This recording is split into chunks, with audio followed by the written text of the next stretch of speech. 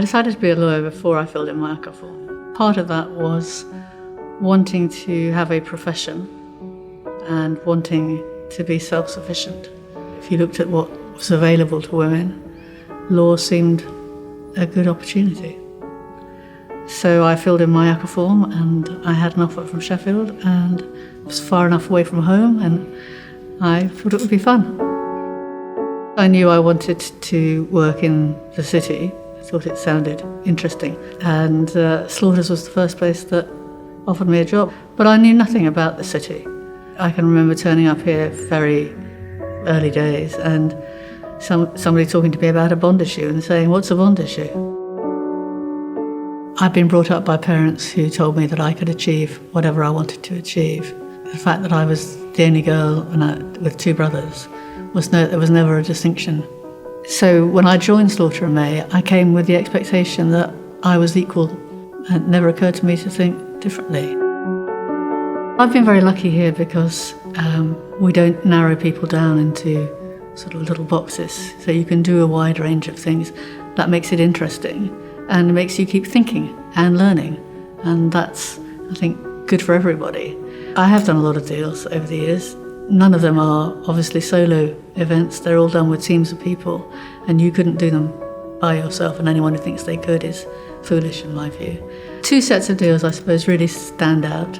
The deals I did with Williams Holdings, which were acquisition and disposal after acquisition and disposal, and almost never ending for about 15 years. Another very important client to me, and has been since the 80s, still is a client today, Santander now, Abbey National as they were. I was lucky enough to work on the team that demutualised Abbey, and that was the first building society ever to go through the demutualisation process. And of course there was no roadmap to how to do it. We made it up as we went along, really.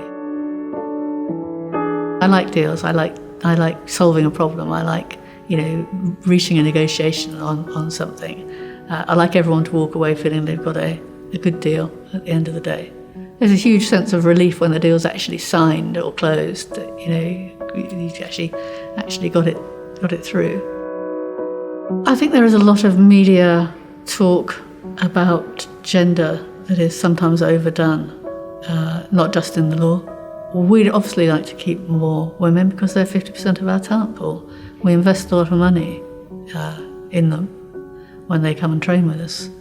And so if you were looking at it purely as a business decision, it just doesn't make sense to say, well, we can afford to wave goodbye to the women. So how do you fix the system to make it work better for men and women who actually all want to have a real life as well as a professional life? I think my life became much easier when I got married because I had someone who was really supportive, has always been really supportive.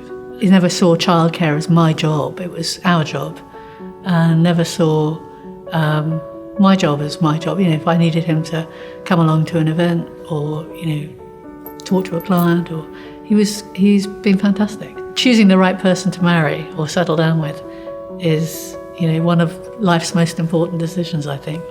Much more so than becoming a partner or anything else.